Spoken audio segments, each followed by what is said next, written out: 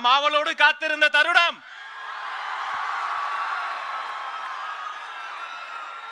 தமிழக வெற்றி கழகத்தினுடைய தலைவர் தமிழ்த்தாயின் தலைச்சன் பிள்ளை இதோ வருகிறார். My friend, my brother, comrade in arms, founder Jan Suraj Party, திரு பிரசாந்த் கிஷோர் அவர்கள் இன்னைக்கு வந்து நம்மளுடைய இந்த தமிழக வெற்றி கழகத்தினுடைய 2ஆம் ஆண்டு துவக்க விழாவிற்கு சிறப்பு விருந்தினராக வந்து கலந்துக்கிட்டு பேசியது மிக்க மிக்க மகிழ்ச்சி. அவருக்கு என்னுடைய மனமார்ந்த நன்றியை தெரிவிச்சுக்கிறேன். We are an emerging primary political force in Tamil Nadu politics with a firm commitment to create history in the upcoming 2026 assembly elections of Tamil Nadu, like 1967 and 1977 assembly elections of our state. Without compromising our party's ideological principles at any cost, I am here to collaborate and work with you towards upholding the secular and democratic ideals in TN and beyond. என் நெஞ்சில் குடியிருக்கும்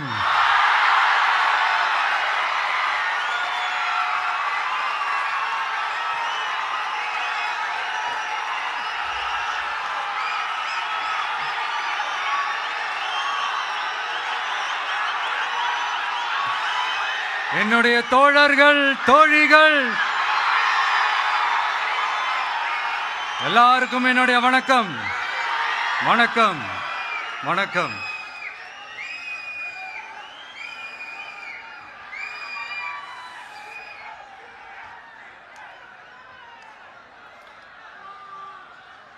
இந்த அரசியல்னால வேற level தான்ல.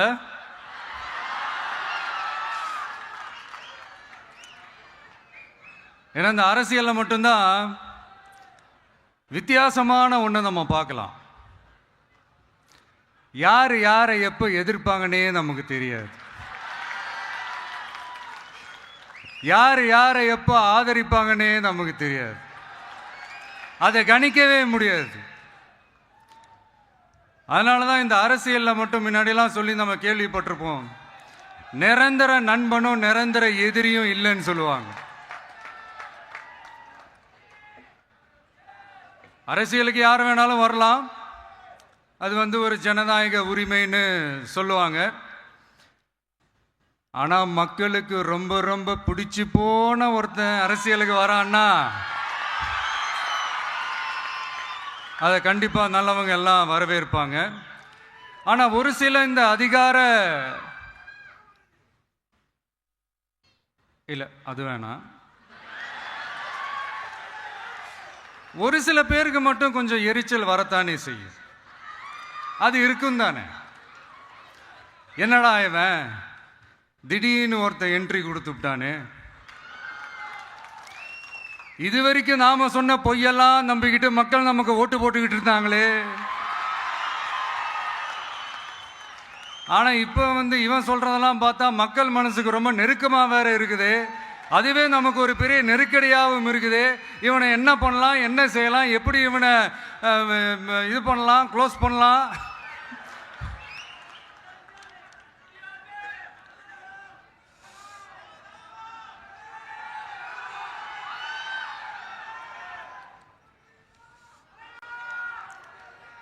எப்படி இவனை close பண்ணலாம், ஒரு confusion ஒன்று வரும்.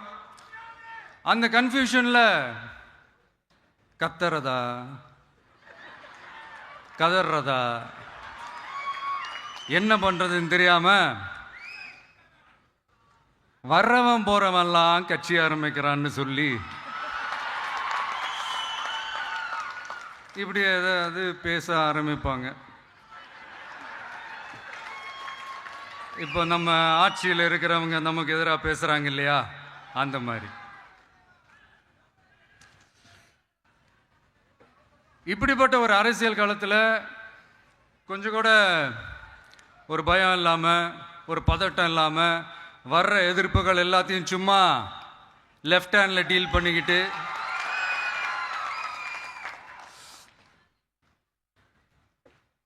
இதோ நம்மளுடைய தமிழக வெற்றி கழகம் முதலாவது ஆண்டை கடந்து இப்போ 2வது ஆண்டில் அடி எடுத்து வைக்கிறோம். இந்த ஒரு காலகட்டம் தான் மிக முக்கியமான ஒரு காலகட்டம்.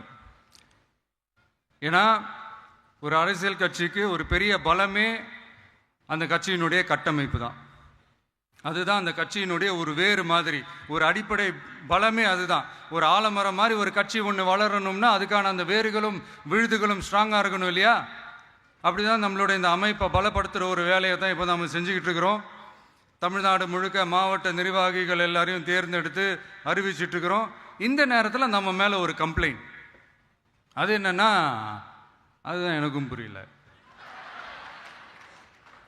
நம்மளுடைய மாவட்ட நிர்வாகிகள் எல்லாருமே வெறும் இளைஞர்களாகவே இருக்கிறாங்களாம். ஏன் இருந்தா என்ன?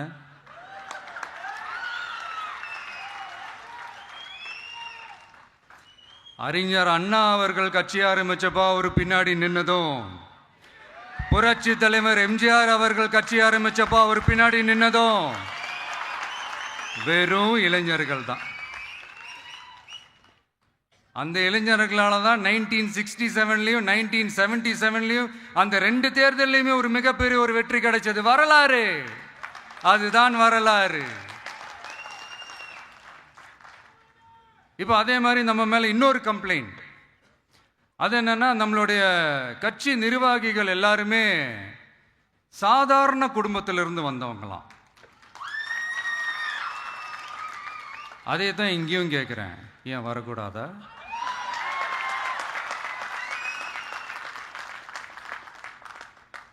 சாதாரண குடும்பத்திலிருந்து வந்தவங்க தான் பெருசு பெருசாக சாதிச்சிருக்கிறாங்க. இன்னும் சொல்ல போனா நம்மளுடைய கட்சி எளிய மக்களுக்கான கட்சி தானே. அப்படி இருக்கும்போது நம்மளுடைய கட்சி நிர்வாகிகளும் எளிய குடும்பத்தை சேர்ந்தவங்களா தான் இருப்பாங்க. நம்மளுடைய கட்சி ஒன்றும் பண்ணையாறுகளுக்கான கட்சி கிடையாதுல்ல.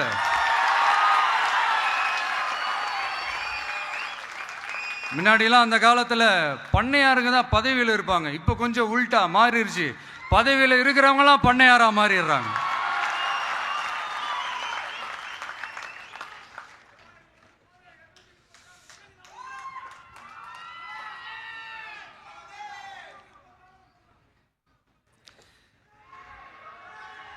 மக்களுடைய நலனை பற்றியோ, நாட்டோட நலனை பற்றியோ, வளர்ச்சிகளை பற்றியோ எதை பற்றியும் கவலைப்படாமல் பணம் பணம் பணம், எந்தெந்த வழிகளில் எந்தெந்த ரூட்லலாம்.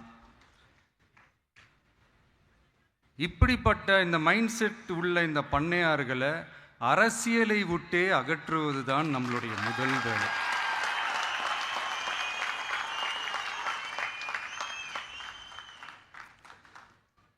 அதை ஜனநாயக முறைப்படி நம்ம செய்கிறதுக்கு தான் 2026 தேர்தலை நம்ம சந்திக்க போகிறோம். அந்த தேர்தலை சந்திக்க ரொம்ப ரொம்ப முக்கியமான விஷயம் பூத் லெவல் ஏஜென்ட்ஸ், BLA அப்படின்னு சொல்லுவாங்க. அது ரொம்ப ரொம்ப முக்கியம்.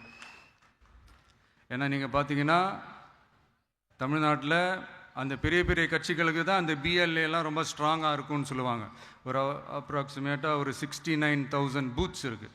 அது எல்லாத்துக்குமே பூத் ஏஜென்ட்ஸாக நம்மளுடைய கட்சி தோழர்களை தான் நியமிக்க போகிறோம். கூடிய சீக்கிரமே பூத் கமிட்டி மாநாடுன்னு ஒன்று நடத்த போகிறோம். அன்னைக்கு தெரியும் தமிழக வெற்றி கழகம் எந்த ஒரு பெரிய கட்சிக்கும் கொஞ்சம் கூட சளைச்சதில்லைன்னு.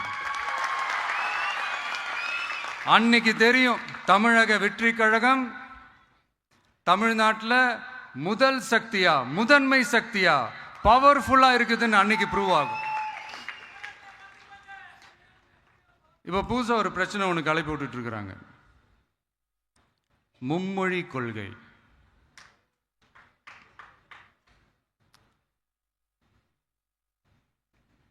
அதாவது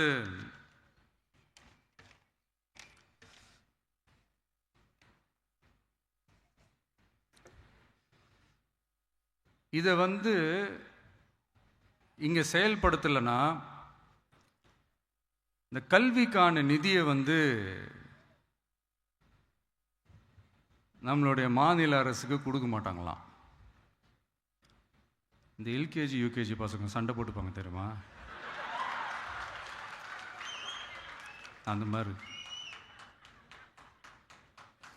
கொடுக்க வேண்டியது அவங்களோட கடமை, இங்கே இவங்க வாங்க வேண்டியது இவங்களுடைய உரிமை.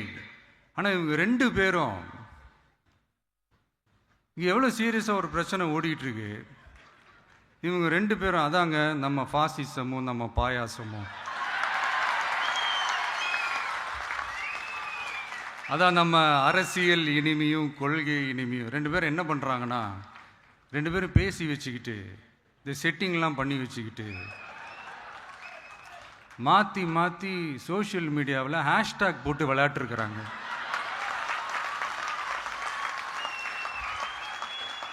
இங்கே என்ன நடந்துக்கிட்டு இருக்கு, அதாவது இவங்க ரெண்டு பேரும் அடிச்சுக்கிற மாதிரி அடிச்சுப்பாங்களாம். அதை நாங்கள் நம்பணுமா, மக்கள் நம்பணுமா? What bro, it's very wrong bro.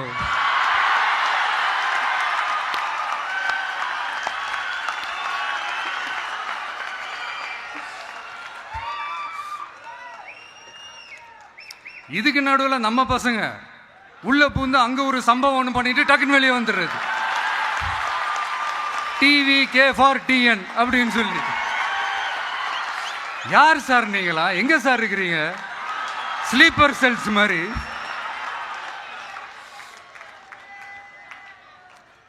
அதனால இதெல்லாம் மக்களுக்கு நாம சொல்லி புரிய வைக்க வேண்டிய அவசியமே கிடையாது. அவங்களுக்கே தெரியறதெல்லாம் எவ்வளவு பெரிய ஒரு ஏமாத்து வேலைன்னு. நம்ம ஊர் சுயமரியாதை ஊர், நாம் எல்லாரையும் மதிப்போம்.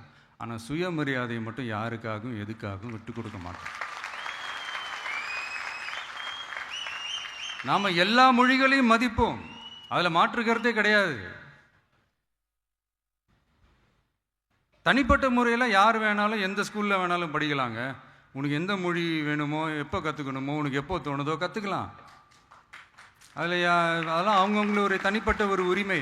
ஆனால் கூட்டாட்சி தத்துவத்தை மீறி மாநில தன்னாட்சி உரிமைக்கு எதிராக ஒரு மாநில அரசின் மொழி கொள்கையை, கல்வி கொள்கையை கேள்விக்குறியாக்கி வேறு ஒரு மொழியை வலுக்கட்டாயமாக திணிச்சா, அதுவும் அரசியல் ரீதியாக திணிச்சா எப்படி ப்ரோ?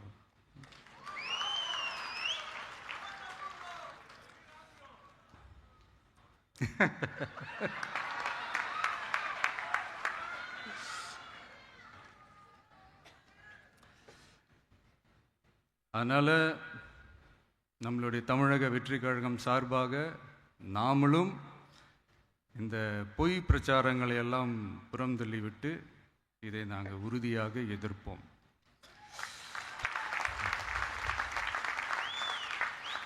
கான்ஃபிடென்ட்டாக இருங்க, நல்லதே நடக்கும், வெற்றி நிச்சயம்.